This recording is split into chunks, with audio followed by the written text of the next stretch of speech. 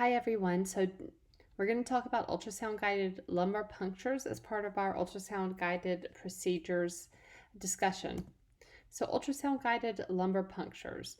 We use ultrasound to help identify and mark the site we're going to use for a lumbar puncture.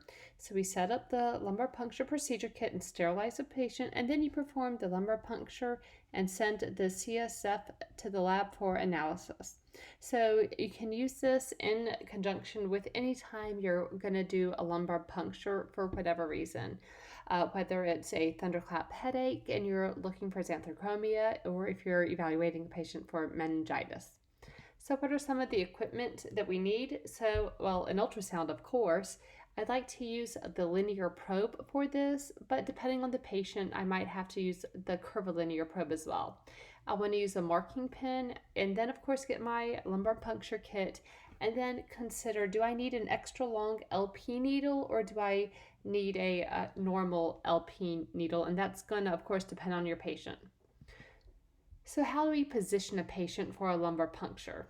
There are two approaches. The first one, which is my preferred approach, if I'm able to do it, is sitting up with the shoulders kind of bent over and the back curved out like they're making a C, or like a cat that's a scared cat on Halloween, curving their back up.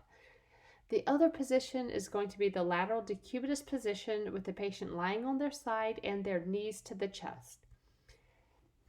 Now, I say that my preferred position is sitting up with shoulders bent over, but if I need to get an opening pressure, then I need to do it in the lateral decubitus position. So you cannot get an accurate opening pressure with the patient sitting up.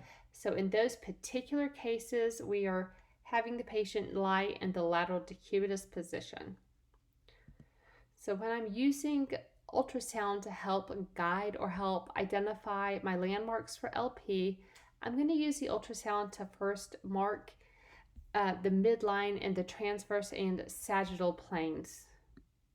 So I'm going to first identify the patient's anterior iliac crusts, and then I'm going to draw an imaginary line that connects the two iliac crusts. That should connect or cross about the L4, L3, L4 spinous process. Once I know where I'm located in relation to the iliac crusts, I'll use the ultrasound to first look in the transverse plane to help identify my spinous process, and then I'm going to look in the sagittal plane to identify my spinous processes again. This is going to give me an idea of where my needle entry site should be. So first I'm going to look in my sagittal plane. We can see here on the left, and I'm looking for our spinous processes. We know that bone shadows, and that's going to be our big clue. And then I look in my transverse plane to help identify the spinous process as opposed to the transverse processes.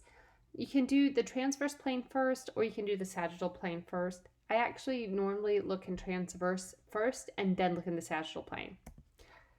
So what I'm going to do is I'm using my ultrasound, and remember that bone shadows. So from my iliac crusts coming back towards the spine, I'm going to place my ultrasound probe in the sagittal plane probe marker. Because I'm doing a procedure and I'm behind the patient, it's actually now at the patient's left. So I can see here in the center of the screen, I'm looking at my spinous process. And then over on the right and left side of the screen, just deep to the spinous process, I'm seeing my transverse process. So identifying the spinous process in our transverse plane really lets me know where midline is, because that's where I'm going to want to go. Not over the bony part, but that is the midline, and that's where we should be going in with our needle. And I'm going to mark that on either side of the probe, so on top and on bottom, so that I know that this is the midline. I am identifying the midline. And then I'm going to rotate my probe into the long axis or sagittal plane, and now I'm looking between that spinous process on either side of the spinous process that we just identified, so looking above and below. And I'm going to line the probe up so that I'm seeing a spinous process on the left side of the screen and a spinous process on the right side of the screen. And then I should see an empty space or entry site in the center of the probe. And so that's where we're going to want to go in with our needle and I'm going to mark that on either side of the ultrasound probe. So we're identifying in our transverse plane, we're identifying the spinous processes, and you should note the depth because the depth of the spinous processes will not change as you rotate your probe from transverse to sagittal. So I identified my spinous processes in our transverse plane. I put a mark in the midline where those spinous processes are located, above the probe and below the probe, and then I rotate 90 degrees, just pivot on that axis so I see the spinous process on the right side of the screen and then one on the left side of the screen, and now I know where my entry site is and where my needle should go. If I'm thinking ahead, I'm going to actually identify two entry sites, so potentially the L3, L4 space and the L4, L5 space. If you do that early, it might save you a little bit of headache on the back end. So I know that's my entry site. And so now in the sagittal plane, I'm putting a mark on either side of the ultrasound, the right side and the left side, where we have that entry site. So I'm creating essentially a roadmap for where I want my needle to go for a lumbar puncture. And this can be extremely helpful if you have a patient with a challenging body habitus, if they have potentially a little curvature to their spine. So as I go in with my needle, I have the bevel oriented in the axis of the fibers. So if I have them sitting up, the bevel is either to the patient's right or to the left. And if I have the patient laying in their lateral decubitus position, the bevel should be upwards. And we're going to insert the needle towards the umbilicus. We're going to insert the needle. It's going to go through the skin, through the subcutaneous tissue, through muscles. And then it's going to go through a couple of ligaments. It's going to go through the supraspinatus and interspinatus ligament and the ligamentum flavum.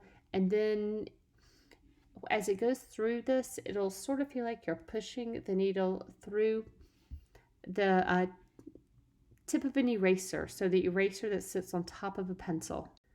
Then we're able to access the subarachnoid space, and you remove the stylet from your needle and allow CSF to flow and collect it in your 4 tubes and then send it to lab. And those are the steps to doing an ultrasound guided lumbar puncture. Please email me if you have any questions.